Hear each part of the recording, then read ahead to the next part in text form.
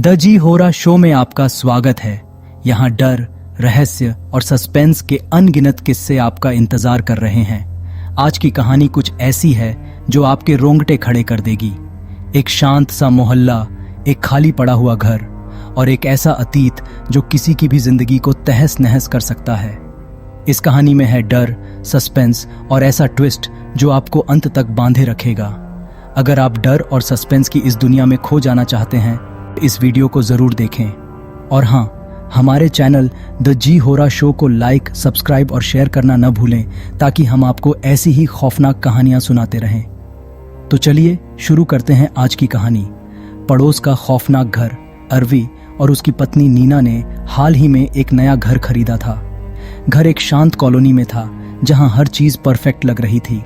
उनके घर के ठीक बगल में एक पुराना खाली पड़ा हुआ घर था।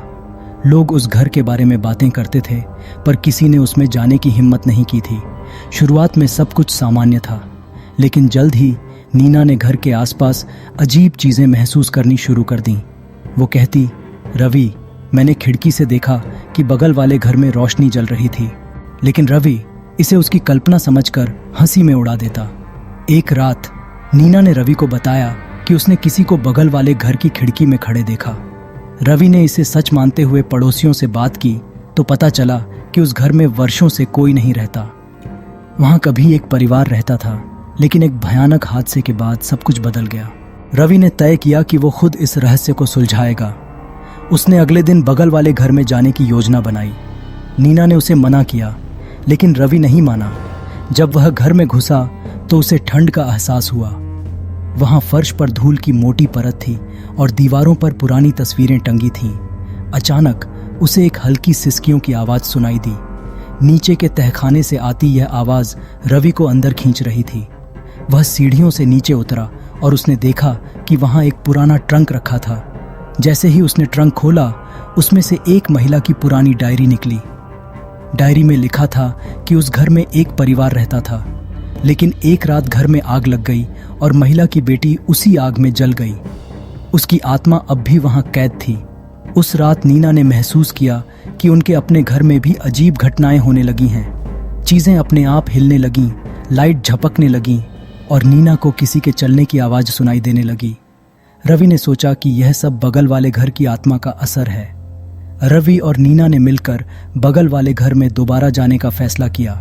वहां जाकर उन्होंने आत्मा से बात करने की कोशिश की। तभी एक तेज चीख के साथ पूरा घर हिलने लगा। दीवारों पर दरारें आ गईं और वो आत्मा प्रकट हो गई। उसकी बेटी की आत्मा इंसाफ चाहती थी। रवि और नीना ने गांव के पुजारी से मदद मांगी। उन्होंने आत्मा को शांति देने के लिए पूजा करवाई। आत्मा ने रवि से कहा, मैं अब चैन में हूं, लेकिन जो भी इस घर में रहेगा उसे यह सच्चाई जाननी पड़ेगी। जब सब कुछ शांत हुआ और रवि व नीना अपने घर लौटे तो उन्होंने चैन की सांस ली। लेकिन उस रात रवि को खिड़की पर वही रोशनी दिखाई दी। क्या आत्मा सच में शांत हो गई थी या यह सिर्फ शुरुआत थी? रवि और नीना को लगा था कि सब कुछ अब सामान्य हो गया है, लेकिन उस रात जब रवि खिड़की से बाहर देख रहा था, उसे बगल वाले घर की खिड़की में वही रहस्यमयी रोशनी फिर दिखाई दी। वह एक पल के लिए ठिठक गया और अपने विचारों में खो गया। क्या आत्मा सच में शांत हो चुकी थी या यह सब एक भ्रम था? नीना को जब रवि की बेचैनी का पता चला तो उसने उसे समझाने की कोशिश की कि यह सब उनका डर हो सकता है, लेकिन रवि को यह बात अंदर ही अंदर परेशान कर रही थी। उसने फैसला किया कि वह फिर से उस घर का दौरा करेगा। रवि ने नीना को साथ चलने के लिए कहा, लेकिन उसने मना कर दिया। रवि अकेले ही घर की ओर बढ़ा। जैसे ही वह घर के अंदर पहुंचा, माहौल पहले से भी ज्यादा ठंडा और भारी महसूस हुआ। दीवारों पर अजीब सी दरारें उभर आई थीं और घर से एक तेज, धीमी सिसकियों की आवाज आ रही थी। नीचे के तहखाने से रोशनी छनकर बाहर आ रही थी।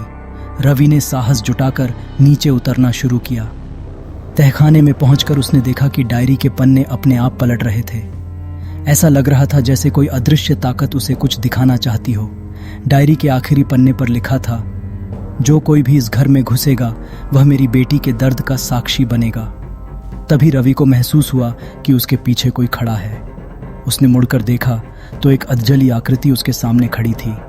वह वही आत्मा थी जो पहले प्रकट हुई थी। इस बार आत्मा ने उसे चेतावनी दी, तुम्हें मेरी सच्चाई समझनी होगी। मेरे दर्द का अंत नहीं हुआ है, जो लोग इस घर से जुड़े हैं वे कभी सुरक्षित नहीं रह सकते। रवि घबराकर वापस भागा और घर आकर नीना को सब कुछ बताया, लेकिन नीना को उसकी बातों पर यकीन नहीं हुआ। उसने रवि से कहा कि उसे अपने डर पर काबू पाना होगा। अगली सुबह रवि ने वह डायरी उठाई और एक पुराने दस्तावेज विशेषज्ञ के पास गया। दस्तावेज में ऐसी जानकारी छिपी थी जो उसके होश उड़ा देने के लिए काफी थी। डायरी में न केवल आत्मा की कहानी थी, बल्कि यह भी लिखा था कि रवि का अपना परिवार भी किसी न किसी तरह उस घर से जुड़ा हुआ था। डायरी का आखिरी पन्ना गायब था। रवि अब यह समझ चुका था कि कहानी यहीं खत्म नहीं हुई। उसकी और नीना की जिंदगी में अभी और भयावह मोड़ आने वाले थे। रवि डायरी में छिपे रहस्यों का पता लगाने के लिए उस विशेषज्ञ के बताए गांव की ओर निकल पड़ा। नीना ने उसे रोकने की बहुत कोशिश की, लेकिन रवि का दृढ़ निश्चय उसे रोक नहीं सका। गांव पहुंचते ही रवि ने महसूस किया कि वहां का माहौल अजीब और भयावह था। लोग उसे देखकर अपनी झोपड़ियों में छिप रहे थे और सन्नाटे में रहस्यमयी फुसफुसाहटें गूंज रही थी। रवि गांव के सबसे पुराने बुजुर्ग पंडित जी के पास गया, जिन्हें दस्तावेज विशेषज्ञ ने सुझाया था। पंडित जी ने रवि को बताया कि डायरी में दर्ज आत्मा सुमित्रा इस गांव की निवासी थी। उसका प्रेमी रघु गांव के सरपंच का बेटा था। उनकी प्रेम कहानी एक त्रासदी में बदल गई जब गांव वालों ने रघु की झूठी शपथ के कारण सुमित्रा को चुड़ैल कहकर जिंदा जला दिया। सुमित्रा की आत्मा ने बदले की कसम खाई और उसी घर में कैद हो गई जहां रघु और सुमित्रा छिपकर मिलते थे। लेकिन पंडित जी ने यह भी बताया कि आत्मा की शांति केवल उस शख्स से जुड़ी है जिसका खून रघु के वंश से हो। रवि को समझ नहीं आया कि वह इस कहानी से कैसे जुड़ा था। पंडित जी ने कहा, तुम्हारे परिवार के अतीत में वो राज छिपा है जो सुमित्रा को मुक्त कर सकता है। तभी रवि के हाथों में डायरी का आखिरी पन्ना किसी अनजानी ताकत ने खुद ही प्रकट कर दिया। उस पन्ने पर लिखा था, जो मेरी आत्मा को शांति देगा उसे भी मेरा श्राप पीछा नहीं छोड़ेगा। रवि घबराया हुआ वापस शहर लौटा और नीना को सब कुछ बताया, लेकिन इस बार नीना के चेहरे पर डर के बजाय एक अजीब सी शांति थी। रात के समय रवि ने नीना को सोते हुए देखा, लेकिन वह अकेली नहीं थी। उसके सिरहाने सुमित्रा की आत्मा खड़ी थी। उसकी आंखें खून के आंसू बहा रही थीं। रवि को यह एहसास हुआ कि नीना का कनेक्शन सुमित्रा से कहीं ज्यादा गहरा है। आत्मा ने रवि से कहा, अगर मेरी कहानी अधूरी रह गई तो तुम्हारी भी जिंदगी अधूरी रह जाएगी। तभी एक तेज झटके के साथ नीना जाग गई। रवि ने फैसला किया कि वह किसी भी कीमत पर सुमित्रा की आत्मा को शांति देगा। लेकिन आखिरी दृश्य में यह दिखाया गया कि नीना के आंखों का रंग बदल चुका था। वह सुमित्रा की तरह हंस रही थी और रवि यह समझने में नाकाम रहा कि अब वह किसके साथ है, नीना या सुमित्रा। रवि ने नीना की हालत देखकर तय किया कि अब वह इस भयावह खेल को खत्म करेगा।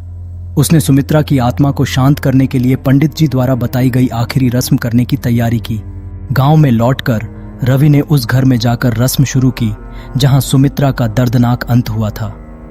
रवि ने सुमित्रा की डायरी, उसकी राख और रघु की तस्वीर को मिलाकर मंत्रों का जाप किया। जैसे ही अंतिम मंत्र खत्म हुआ, सुमित्रा की आत्मा प्रकट हुई। इस बार वह शांत और दर्द में थी। उसने रवि को धन्यवाद दिया और कहा, तुमने मुझे मेरी शांति दी, अब मैं मुक्त हूं। आत्मा रोशनी में विलीन हो गई और घर के अंदर का डरावना माहौल गायब हो गया। नीना की हालत भी अचानक बेहतर हो गई। उसकी आंखों से डर का साया हट गया और उसने रवि को धन्यवाद दिया। गांव वालों ने भी राहत की सांस ली, क्योंकि उस घर का श्राप अब खत्म हो चुका था। खुशियां लौट आईं, लेकिन रवि और नीना शहर लौट आए और उनकी जिंदगी सामान्य होने लगी। उन्होंने उस घर की सारी यादें भुलाने की कोशिश की, लेकिन कहानी यहीं खत्म नहीं होती। एक दिन रवि के घर के दरवाजे पर एक पार्सल आया। उसमें एक पुरानी तस्वीर थी, सुमित्रा और रघु की। तस्वीर के पीछे लिखा था, कहानियां कभी खत्म नहीं होती, तुम्हारा अतीत अब तुम्हारे साथ रहेगा। रवि ने नीना की ओर देखा, लेकिन नीना की आंखों में फिर से वही सुमित्रा जैसी चमक थी। क्या सुमित्रा ने सच में मुक्ति पाई या यह कहानी अभी खत्म नहीं हुई? जानने के लिए जुड़े रहें द जी होरा शो के साथ। लाइक, शेयर और सब्सक्राइब करना न भूलें।